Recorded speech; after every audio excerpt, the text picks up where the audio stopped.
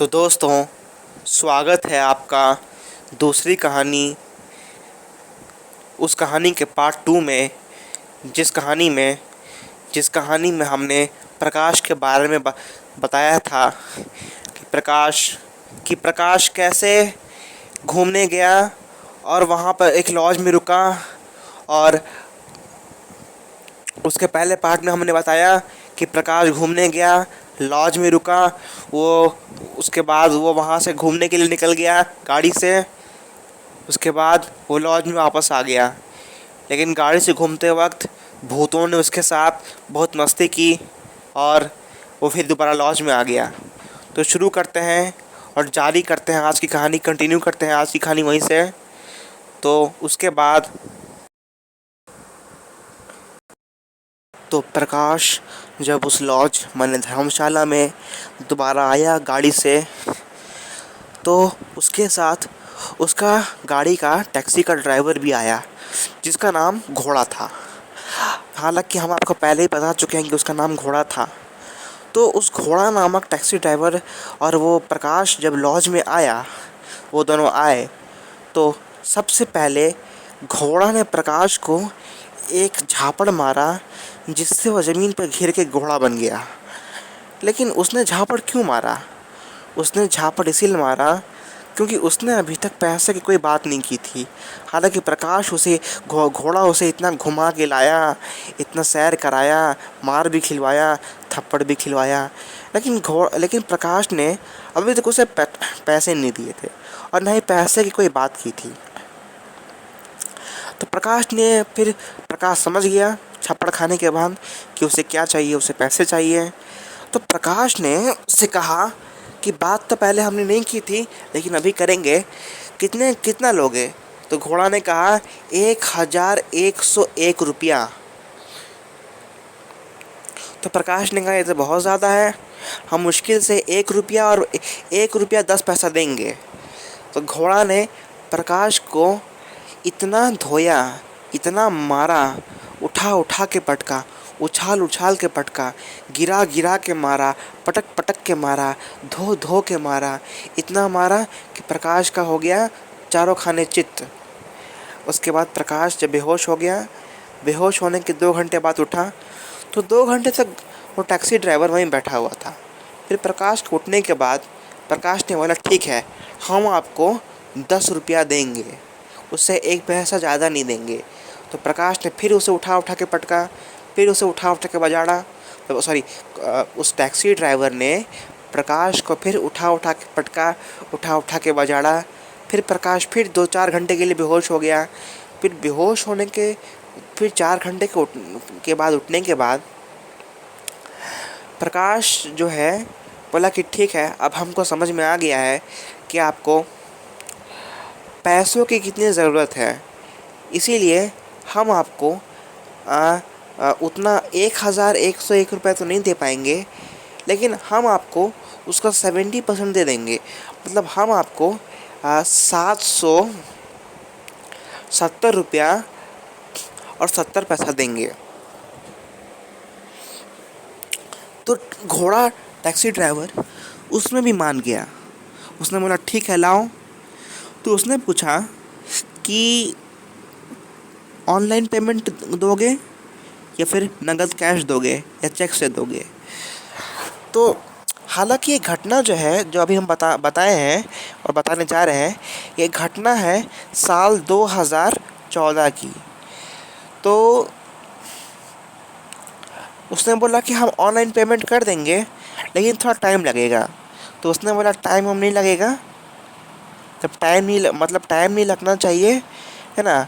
ऐसे पेमेंट करो कि तुरंत मिल जाए, हमको जाना है, हमको और सवारी को मार खिलवाना है। ठीक है, तो एक काम करो, तुम हमसे चेक ले लो। तो बोला कि चेक लेने के लिए बैंक में तेरा बाप जाएगा? तो प्रकाश बोला ठीक है, चेक मत लो, और चेक लोगे ना तो चेक में थूक के देंगे तुमको। तो घोड़ा ने उसके मुंह पे थूक दिया, प्रकाश के मुंह पे। प्रकाश को आया गुस्सा। प्रकाश ने ना आओ देखा ना ताओ उसके मुंह में पात दिया। अब टैक्सी ड्राइवर को आया गुस्सा, प्रकाश को ले गया बाहर, उसको टैक्सी के नीचे लेटाया और टैक्सी प्रकाश के ऊपर चढ़ा दिया। हालांकि प्रकाश को कुछ हुआ नहीं, क्योंकि प्रकाश का वजन 200 किलो था। लेकिन वजन घटने वाला था उसका, मार खा खा के। इसीलिए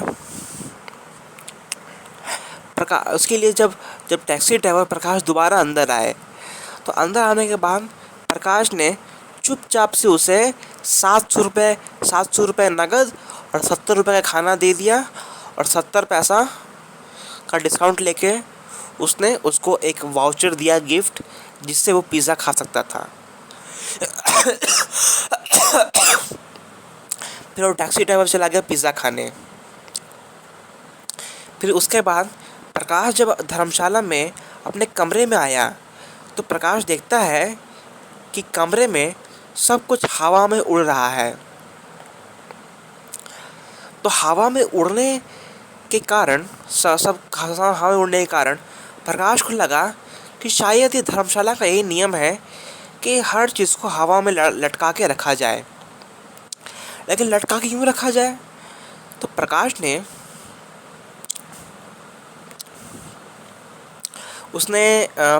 ने देखा कि सब हवा में लटक रहे हैं, तो उसने उस धर्मशाला के मैनेजर से पूछा, वहाँ के प्रबंधक से पूछा कि क्या हो रहा है। तो वहाँ का प्रबंधक बोला कि क्या हो रहा है, तो वहाँ का प्रबंधक बोला कि असल में उस कमरे में आज से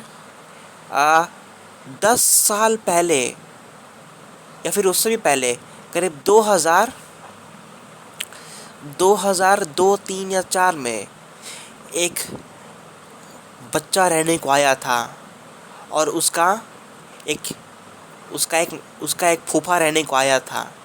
और उसके बाद फूफे ने बच्चे को खिड़की से बाहर फेंक दिया, और फूफा वहीं पे पगला गया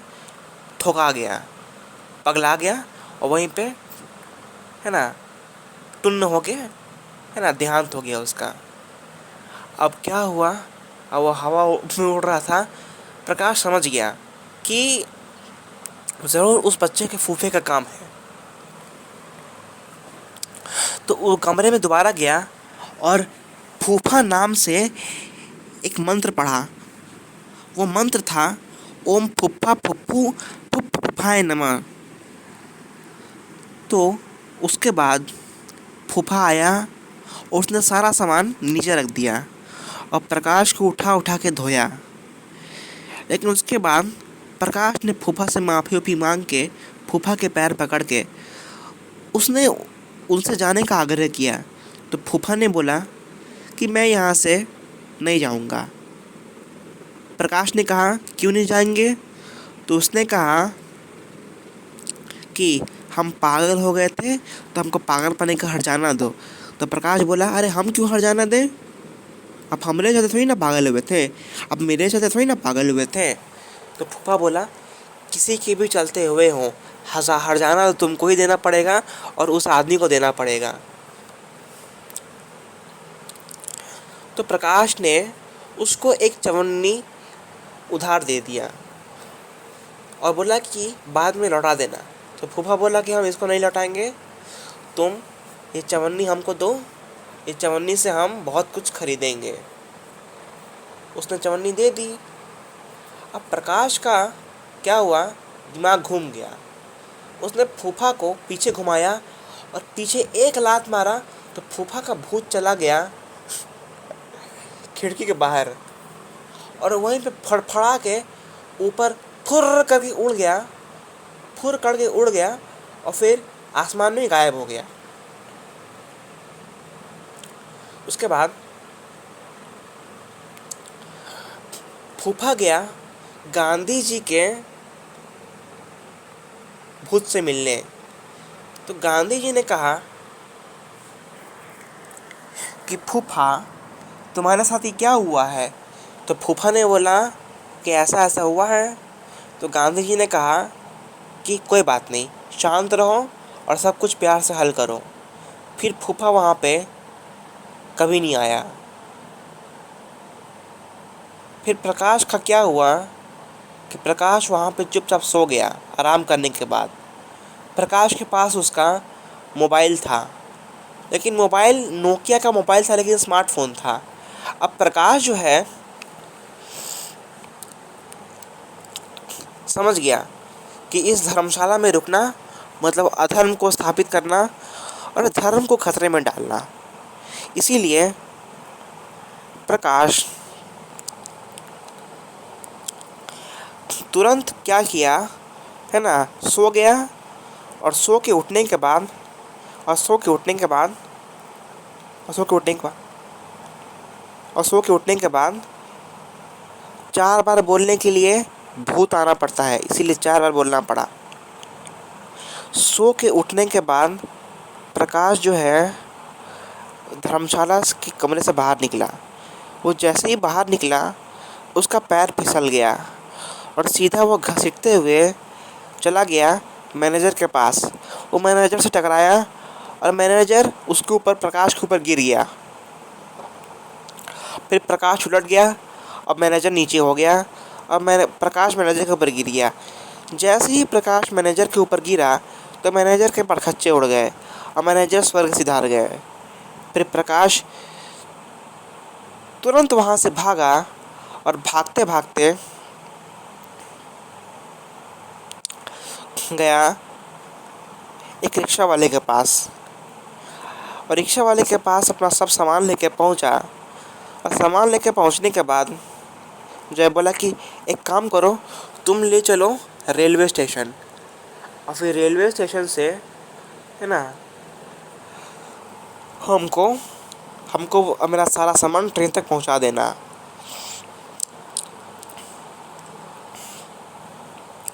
फिर प्रकाश उस रिक्शा वाले के साथ बैठ गया।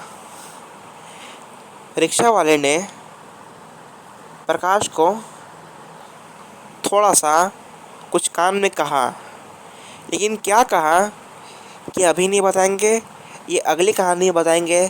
तब तक के लिए धन्यवाद, थैंक यू, प्रणाम, नमस्कार, शुक्रिया, जय श्री राम, जय हनुमान, जय श्री राम, हर हर महादेव, जय भोलेनाथ। तब तक के लिए गुड बाय, थैंक यू और मिलते हैं अगले वीडियो में।